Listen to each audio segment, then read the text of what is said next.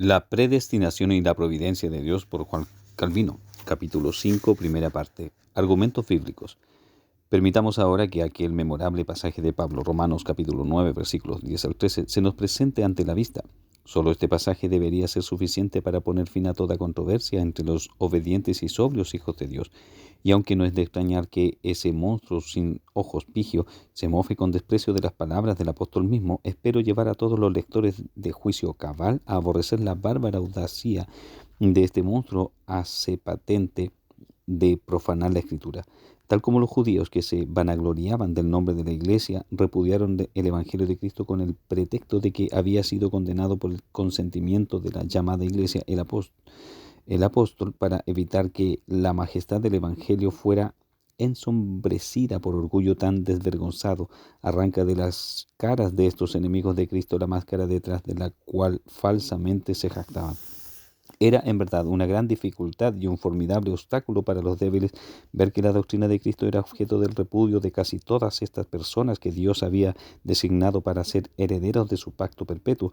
Desde el principio de los apóstoles habían predicado que Jesús era el Mesías de Dios, pero toda esta nación a quien se le prometió el Mesías se opuso a él y lo repudió. Esto no es causa de maravilla cuando hoy mismo vemos a miles tambalearse, flaquear y desmayar, atemorizados por esta máscara eclesiástica que los papistas se ponen sobre los ojos jactándose de ser la Iglesia.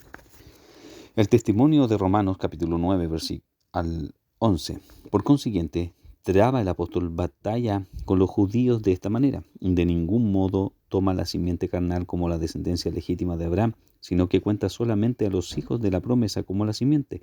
Pudo haber contado la simiente según la carne, y eso hubiera sido consecuente con su argumento cuando con respecto a la promesa exponía la diferencia entre la progenie genuina y la espuria, cosa que ya había hecho. Pero ahora se remonta aún más en la mente de Dios y declara que aquellos que Dios escogió antes de que nacieran son los hijos de la promesa, en prueba de lo cual cita la promesa que el ángel dio a Abraham.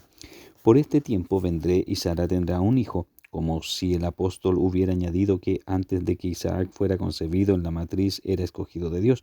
Y no solo esto, sino también cuando Rebeca concibió de uno, de Isaac nuestro padre, pues no habían nacido aún, ni habían hecho aún ni bien ni mal, para que el propósito de Dios conforme a la elección permaneciese, no por las obras, sino por el que llama. Se le dijo, el mayor servirá al menor, como está escrito, a Jacob amé, mas a Esaú aborrecí. Romanos capítulo 9, versículos 9 al 13. Pigio se escurriría con la excusa de que este es uno de los lugares más difíciles de la Escritura. Supongamos que le conceda el punto. No por eso reconozco que sus impíos ladridos hayan de tolerarse cuando jactanciosamente sostiene que esto es un laberinto donde no se puede encontrar camino recto. Pues que habremos de suponer que el Espíritu Santo, hablando por boca del apóstol, se despistó o se perdió, nos hizo perder el rumbo y nos llevó más allá de lo que es útil o propio que conozcamos. Hubiera sido muy fácil, según acabo de decir, para el apóstol diferenciar por la marca de la fe solamente entre los verdaderos hijos de Abraham y los espurios, pero introduce adrede el tema de la elección, asunto más elevado y apartado, y ciertísimamente, ya que según lo que dice de sí mismo, fue arrebatado hasta el tercer cielo y le fueron revelados secretos de Dios que no le es dado al hombre expresar. Tiene que ser evidente que él sabía muy bien hasta qué punto le era conveniente y lícito divulgar las cosas secretas del Altísimo. Así pues, cuando lleva el asunto a tan gran altura y lo aplica a un punto tan importante, siendo que pudo haberlo asentado de una manera tan general, breve y sumaria, ¿qué persona piadosa vacilaría en prestar oído atento y enseñable a lo que testifica, a menos que consideremos la suposición de que este monstruo furioso y ciego pudiera refrenar por su gran moderación al Espíritu de Dios mismo para evitar que actuara irresponsablemente en su propia opinión, rebasando todo límite apropiado? Nuestro muy modesto opositor añade, esta es una de las porciones de la Escritura que personas indoctas e inestables trastocan para su propia destrucción. Esta es precisamente la realidad que por la más sencilla prueba nos obliga a señalar acerca de sí mismo, pues tan ilícitamente tuerce y pervierte todo el contexto del apóstol Pablo. Y cuando exhorta a sus lectores a ser obedientes a la Iglesia en cuanto a la interpretación de pasajes difíciles de la Escritura como este, yo secundaría su grave admonición si mostrara a sus lectores como iglesia un redil de Cristo y no una hedionda posilga de cerdos, pues ¿qué es la iglesia de Epigio sino una vorágine formada de la masa aglutinada de todas las iniquidades y siempre atestándose, pero aún no colmada de toda clase de errores? La última amonestación de Epigio es que sus lectores no admitan nada que sea inconsistente con la bondad infinita de Dios, ni nada que pudiera incitarlos a aborrecer a Dios antes que amarlo. Y aún así se apresura a toda vela directamente contra Dios porque predestina a algunos para destrucción desde que son creados. Pero suponiendo que esta doctrina fuera suprimida, los réprobos siempre hallarán ocasión para odiar a Dios y para atacarlo con sus impíos razonamientos y argumentos. ¿Qué razón válida tengan para su ruidosa oposición será considerada debidamente en su lugar cuando hayamos explicado plenamente el pensamiento del apóstol? Por el momento, todos aquellos que estén dispuestos a ser enseñados en la escuela de Dios, escuchen lo que el apóstol llanamente y sin equívocos realmente dice y significa. La elección de Jacob en vez de Esaú. El apóstol nos pone de frente a los dos hijos de Isaac, que al ser engendrados juntos en la sagrada y secreta matriz de la naturaleza, como si dijéramos en un templo de Dios, aún así fueron separados por la palabra profética de Dios para destinos enteramente diferentes. El apóstol asigna la causa de esta diferencia, que de otro modo pudiera inquirirse en los méritos de las vidas de estos dos niños, al consejo oculto de Dios, para que el propósito de Dios permaneciese. Romanos capítulo 9, versículo 11. Aquí nos enteramos con toda claridad de que Dios determinó escoger solamente uno de estos niños. Objeción 1 y respuesta. Con todo esto, Epigio, con insensata argucia como con el hocico de un cerdo, trata de desarraigar estas palabras del apóstol con toda la positiva llaneza de su significado. Dice que la elección de la gracia significa en este lugar que Jacob no había merecido tal cosa de antemano, pero ya que el apóstol alaba esta gracia electiva de Dios basándose en que mientras uno fue elegido y el otro desechado, la vana invención de Epigio sobre la gracia universal se viene abajo de inmediato. El apóstol no dice que Jacob fue hecho heredero de la vida solo para que la elección de Dios permaneciese, sino que cuando el hermano fue desechado, la primogenitura se le confió a él. Me doy perfecta cuenta de lo que algunos otros perros están ladrando y de las murmuraciones de muchos ignorantes, que los testimonios del apóstol que hemos citado no tratan de la vida eterna ni de la destrucción eterna en absoluto, pero si tales objetores sostuvieran en menor o mayor grado los auténticos principios de la teología que todos los cristianos deberían conocer muy bien, expresarían sus sentimientos con algo menos de confianza e insolencia. La respuesta de Dios a la queja de Rebeca tenía la finalidad de mostrarle que el desenlace de la lucha que ella sentía en sus senos sería que la bendición de Dios y el pacto de vida eterna recaerían sobre el menor. ¿Y qué significaba aquella lucha, sino que ambos niños no podían ser herederos del pacto al mismo tiempo, pacto que ya por el secreto consejo de Dios había sido decretado para uno? Objeción 2 y respuesta. Los objetores alegan en este punto que este pacto y el decreto que lo acompaña hacían referencia a Canaán, de lo cual escribe el profeta Malaquías capítulo 1 versículos 1 al 3. Y por cierto, esta objeción sería digna de observar si Dios se hubiera propuesto cebar a los judíos en Canaán como cerdos en un chiquero. Pero el pensamiento del profeta está muy lejos de esto. Dios había prometido esa tierra a Abraham como símbolo o figura visible de una herencia mejor y la había dado a la posteridad de Abraham por posesión para allí congregarlos como pueblo peculiar para sí mismo y erigir allí un santuario de su presencia y de su gracia. Estos grandes fines y objetivos son los que el profeta revuelve en su profunda y reflexivamente. En una palabra, el profeta sostiene que Canaán es la morada sagrada de Dios, y como a Esaú se le privó de ese hogar, el profeta entendió con discernimiento santo, por el hecho de ser desechado Esaú de la familia santa y elegida que Dios lo aborrecía, sobre esa familia el amor de Dios reposa perpetuamente.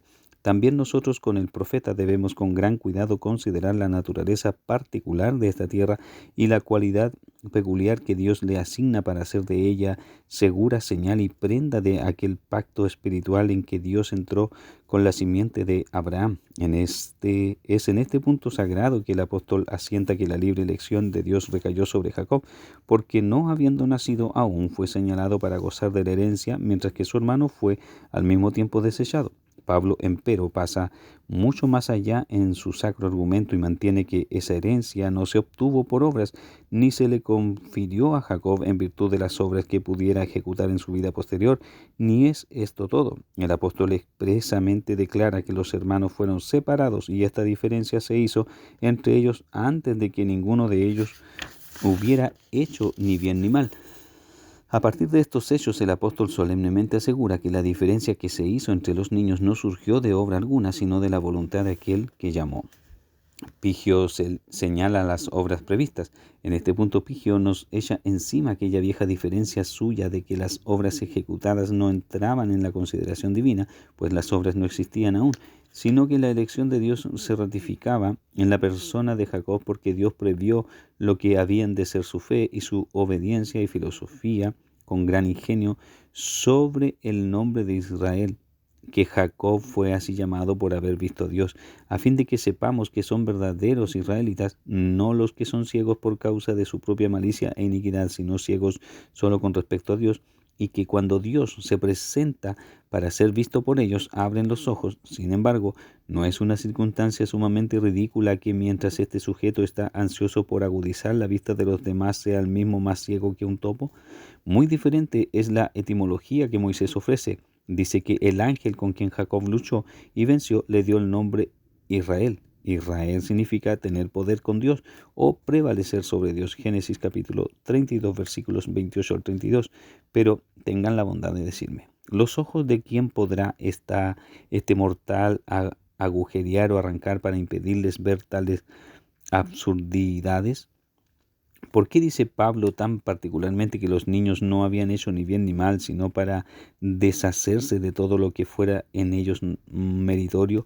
¿Por qué, sino para poder afirmar positivamente que Dios no sacó sus razones de ninguna otra fuente que de su propia mente y voluntad al pronunciar tan diferentes juicios sobre los gemelos? Bien sé cuán común es la escapatoria de que en la mente de Dios existe una supuesta consideración presente o futura del mérito. No obstante, antes que nada, yo haría esta pregunta. Si a Esaú y a Jacob se les hubiera permitido seguir el curso de su naturaleza ordinaria, ¿qué mayor número de buenas obras habría encontrado Dios en el segundo que en el primero? En efecto, la dureza del corazón de piedra de ambos hubiera repudiado la salvación cuando se les ofreciera. Pero, dice Epigio, a ambos se le dio un corazón flexible a fin de capacitarlos para abrazar la gracia ofrecida, pero uno estuvo dispuesto a hacer aquello que por su libre voluntad podía hacer, el otro rehusó hacerlo, como si el apóstol estuviera testificando que la renuencia y la repulsa de Esaú también las hubiera recibido de Dios, y como si Dios no hubiera prometido hacer que Israel anduviera en sus mandamientos. Conforme al juicio de Epigio, sin embargo, Juan niega a voz en cuello que Dios nos da potestad de ser hechos hijos de Dios. Juan capítulo 1 versículos 12 y 13. Este loco está primero totalmente despistado al tomar potestad en el sentido de facultad o habilidad, cuando por el contrario significa ser digno de, o derecho o título de, honor, pero deja ver una estupidez más que grasa cuando pasa inadvertida, como con los ojos cerrados, la causa de esta potestad que tan claramente describe el evangelista, declarando que son hechos hijos de Dios aquellos que reciben a Cristo, y asevera acto seguido, los cuales no son engendrados de sangre, ni de voluntad de carne, ni de voluntad de varón, sino de Dios. Dios pues considera dignos del honor de la adopción a los que creen en su Hijo, pero que antes engendró por su Espíritu, es decir, aquellos a quienes había formado para sí mismo a fin de hacerlos hijos suyos, aquellos que a la larga patentemente declaró como tales. La naturaleza humana excluiría a obras previstas. Si pues la fe nos hace hijos de Dios, el próximo paso que hay que considerar es ¿de dónde viene la fe? ¿Quién nos la da? La fe es el fruto de la simiente del Espíritu por la cual Dios engendra otra vez para novedad de vida. En una palabra, lo que Agustín testifica es certísimo, que los redimidos se distinguen de los hijos de perdición solo por la gracia, redimidos que la masa común de la corrupción original habría añadido a la misma perdición, excepto por la libre gracia de Dios. Por consiguiente, se sigue que la gracia de Dios que ha de predicarse es aquella por la cual Él hace a los hombres elegidos, no aquella por la cual los encuentra elegidos. Esto lo inculca continuamente el mismo Santo Padre. A esto se puede añadir: si Dios prevé algo en sus elegidos por lo cual los separa de los réprobos, sería un sinsentido de parte del apóstol arguir que fue no por las obras, sino por el que llama. Romanos capítulo 9, versículo 11, porque Dios había dicho: el mayor servirá al menor. Romanos capítulo 9, versículo 12, cuando los niños no habían nacido aún. Por lo que este vano intento de resolver la dificultad de la predestinación eterna de Dios, introduciendo la idea de que Él previó obras y méritos en las vidas futuras de los elegidos, es claramente insultante para el apóstol Pablo y para su testimonio divino. Pablo concluye que no hubo atención a obras en la elección que Dios hizo de su pueblo, porque Él prefirió a Jacob sobre su hermano antes de que nacieran y antes de que hicieran ni bien ni mal. Pero estos oponentes de la elección, tratando de validar su doctrina de que los elegidos de Dios son los que se distinguen de los réprobos por alguna marca de bondad, desean hacer ver que Dios previó la disposición que tendría cada persona para recibir o declinar la gracia ofrecida.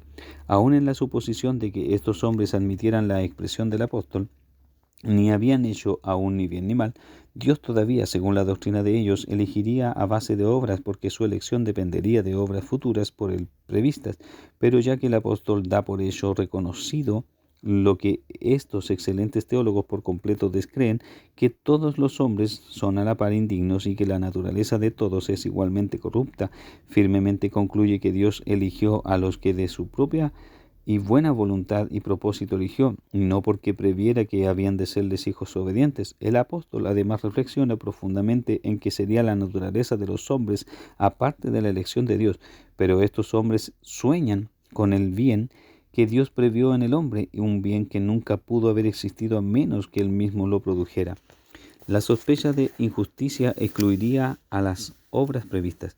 A pesar de que estas cosas son por sí mismas abundantemente claras, el contexto del apóstol nos lleva mucho más adentro de este sagrado asunto. Procede así: ¿qué pues diremos? ¿Que hay injusticia en Dios? Romanos capítulo 9, versículo 12. Pues bien, o esta supuesta objeción se introduce sin ninguna razón en absoluto, o la doctrina de Pablo no tiene lugar para obras previstas. ¿Qué sospecha de injusticia podrá concebirse cuando Dios ofrece la gracia a todos por parejo y les permite disfrutarla a aquellos que llegan a ser dignos de ella? En una palabra, cuando estos objetantes fijan la causa de la elección o reprobación en las obras que los hombres habrán de hacer en el futuro, parecen escapar y resolver muy a su propia satisfacción esta cuestión que ellos encuentran objetable, según Pablo supone, por cuya razón es por completo evidente que el apóstol no está instruido en esta nueva sabiduría. Pues sea que el apóstol presenta a estos hombres reñidos con la justicia de Dios muy fuera de lugar y sin vestigio de razón, reparemos en la manera en que repele la objeción que percibe. En ninguna manera, pues a Moisés dice: tendré misericordia del que yo tenga misericordia y me compadeceré del que yo me compadezca. Nada que yo sepa es más apropiado que citar las palabras de Agustín para explicar este pasaje. Es maravilloso observar los abismos en que nuestros adversarios se precipitan para esquivar las redes de la verdad cuando se ven en tan grandes aprietos. Dicen que Dios aborreció a uno de estos niños y llamó al otro antes de que nacieran porque previó sus obras futuras. Qué maravilla es que esta ingeniosa representación de la mente de Dios tocante a este extraordinario asunto se le escapara al apóstol. Él no vio cosa tal, ni la fácil solución de la dificultad que la opinión de sus adversarios proponía. Su respuesta implica que el asunto no era tan breve, tan sencillo, tan obviamente verdadero, tan absolutamente claro como aquellos contendientes se imaginaban. Cuando propuso tan estupendo asunto a nuestra meditación, como es que puede rectamente decirse acerca de dos niños aún no nacidos y que no han hecho ni bien ni mal, que Dios amó a uno y aborreció al otro, breve y solemnemente añade: ¿qué pues diremos? ¿Que hay injusticia en Dios? Romanos capítulo 9, versículo 14. Este sería el lugar de introducir la interpretación inventada por nuestros antagonistas, porque Dios previó sus obras futuras. El apóstol, sin embargo, no hace nada de eso. Antes bien, para que nadie tenga ocasión de atreverse a jactarse de los méritos de sus obras, ensalza la sola gracia de Dios, introduciendo la palabra irrebatible de Dios a Moisés. Pues Moisés dice: A Moisés dice, tendré misericordia del que yo tenga misericordia y me compadeceré del que yo me compadezca. Romanos capítulo 9, versículo 15. ¿Dónde están los méritos ahora? ¿Dónde están las obras, ya sean pasadas o futuras, cumplidas o por cumplir, como por el poder o la fuerza del libre albedrío? ¿No declara abiertamente el apóstol su pensamiento al alabar solo la libre gracia? Hasta aquí he considerado las palabras de Agustín, pero supongamos por un momento que el apóstol no hubiera introducido tal argumento con respecto a los dos hijos de Isaac. Y por cierto, si la solución es tan clara y satisfactoria que Dios estableció la diferencia entre los dos niños atendiendo a sus obras futuras, ¿por qué habría de enmarañarse el apóstol más profundamente y mantener que la causa de la diferencia se asentaba solamente en la voluntad de Dios? No obstante, Dios anteriormente, en su conversación con Moisés, había reclamado para sí mismo el derecho de desplegar su misericordia como y para con quien le placiera, y así lo hizo para que nadie osara prescribir leyes para su proceder. Luego declaró patentemente que sacaría a quien quisiera de entre toda la multitud del pueblo y que los salvaría, y todos eran indistintamente infractores del pacto. No dijo que su elegir de entre ellos habría de depender de sí mismos, que sería misericordioso para con los que pudiera hallar dignos de perdón, sino que declaró positivamente que sería él amo, señor y árbitro de su propia misericordia, que perdonaría a quien quisiera, no estando atado por obligación alguna de escoger a uno o a otro.